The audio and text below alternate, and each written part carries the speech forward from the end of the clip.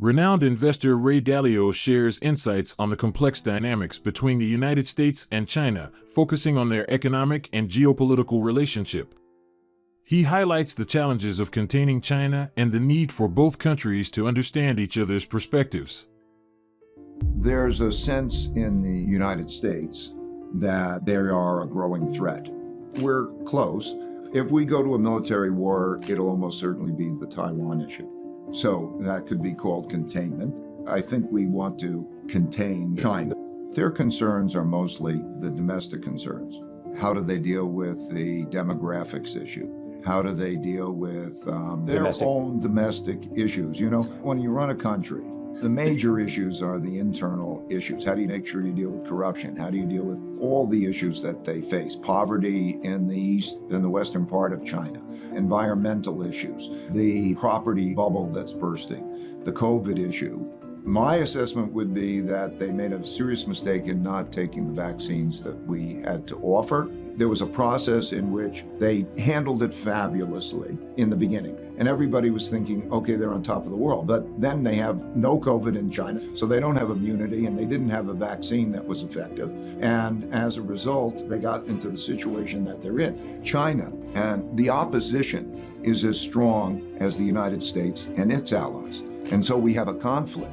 And there are 5 kinds of wars, and they start in this order, just sequentially, typically. A trade war, a technology war, a geopolitical influence war.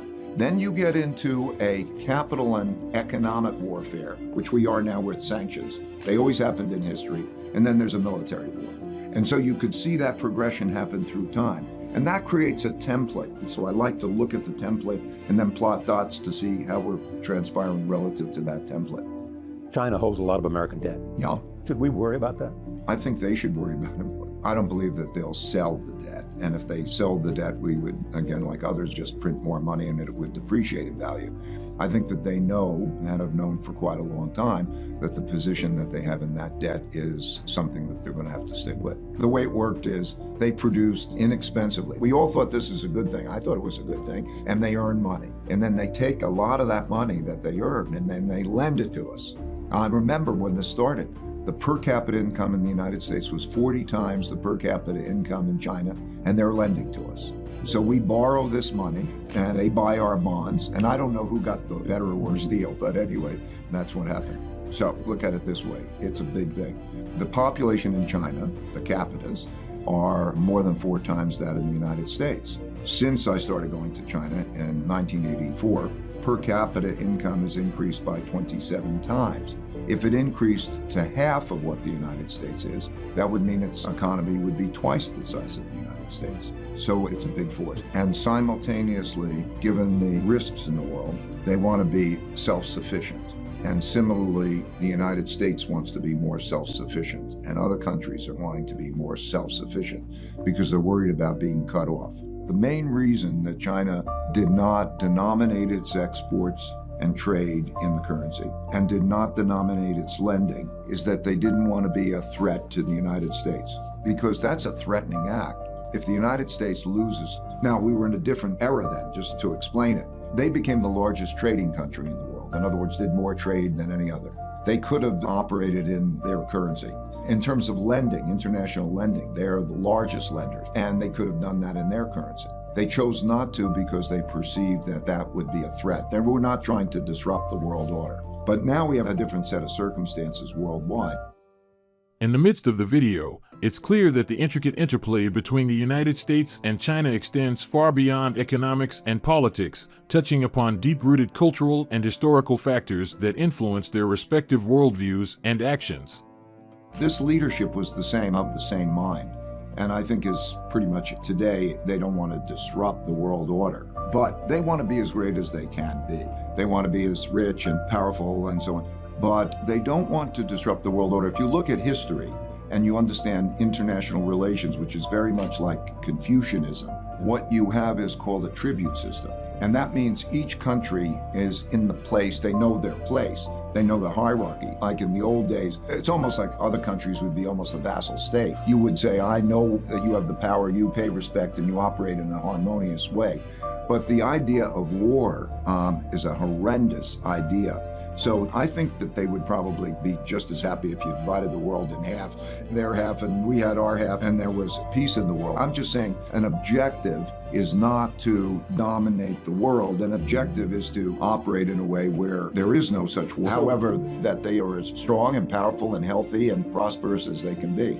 I think it's very difficult for a lot of Americans who hold close to them the treasured. I live the American dream. I know equal opportunity. I know the ability to speak up. I know that those types of values. But it's difficult for other Americans to understand why they have a different point of view about what works better. A very good example of a cultural case. I think it was the NBA team. An individual spoke out on Hong Kong, and the Chinese not only punished that team, but they punished the NBA. And in our, like I would say, everyone should have the right to their opinions and to be able to have free expression. In their view, if somebody's doing something wrong, that they will punish the group. They'll punish the family because the group is supposed to be responsible for that. They don't understand it from the internal values way having to do with Confucianism, the history, why it's more autocratic, top-down, what they believe about democracy. The Chinese leadership is paranoid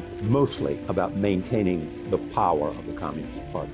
Well, they would view that as very similar to us saying the power of the Constitution, because that is the system, that's the order. In 1949, they made a system, and that's the system. When we think of party, we think of that same multiple party type of thing. They think of it as very top-down, very hierarchical, and it's like the family. Vice President of China, Wang Qishan, described it to me. He said, it's top-down, Americans are bottom-up. And the question is, by the way, we have this issue, are we fighting for that ideology? These are bigger questions. Are we fighting for a democracy and capitalism? Or do we believe that others can find their own approaches and may the best approach win out? That becomes a big question as we pursue it. So that is their approach. It may not be my approach. They will not give that approach up any more than Americans would give up the Constitution, let's say, or their freedom of speech up. So we just have to understand it's like a religion. You know, as we have different religions all around the world, they're deeply held beliefs, and each believes in that they're going to get the right outcomes by pursuing them, and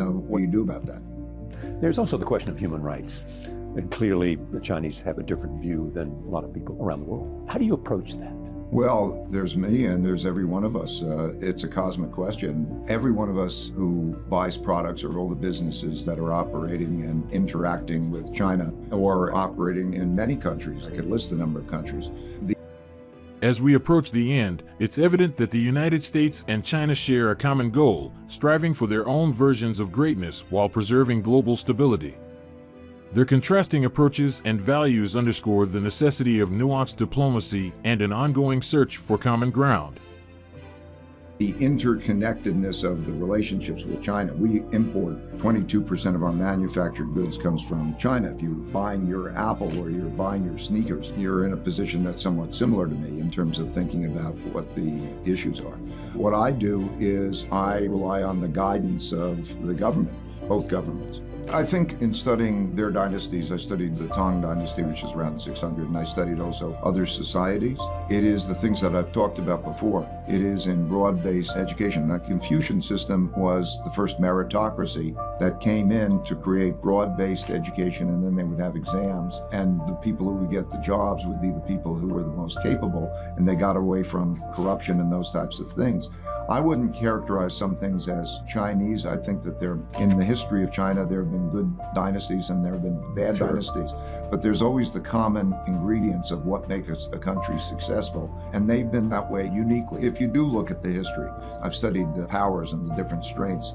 China has, through history, up until around 1840, been always like number one or two in the country because of hard work, because of meritocracy, because of being highly civilized. In other words, they are working in the same direction and they operate well to be productive together. Those are the same elements, but it's not just Chinese. If you go back to many empires and many civilizations, those elements have been the timeless and universal elements that have been the source of success. If you look at the history of China, there's been more creativity. They're 500 years ahead of us in the printing press and many, many forms of creativity. And if you look at the inventions that are coming out of China now through the entrepreneurship and so on, there's a lot of creativity that comes back. But of course, there's always a balance between being a revolutionary. It's always how far do you take it? So in China right now, there's entrepreneurship, investing in all the ways, empowering, and it's really a capitalist type of approach among entrepreneurship. But they'll call it state capitalism, that kind of an approach. And then there's the question of order. So it is always in getting that balance correctly, because you can have disorder. Like in the United States, we could have enough disorder that could be disruptive to that process. So it's always the issue of getting that balance right. Right now, I think the tilt in China has been a bit more autocratic. And so they're trying to strike this balance with also creating what they call Little Giants program for entrepreneurship and so on. I think it's become too much that way. And I think just in the United States, we're becoming a little disorderly. Is there any dissent in China? Oh, dissent? There's not the same kind of open dissent as there is in the United States in terms of how people can speak as freely, or the media speaking freely, or even listening to things. No. Dissent is more under the surface, particularly now. Dalio emphasizes the importance of balance in international relations and the need for mutual respect between nations. He discusses the nuances of China's approach to governance and urges understanding and cooperation between the two superpowers to maintain global stability and prosperity.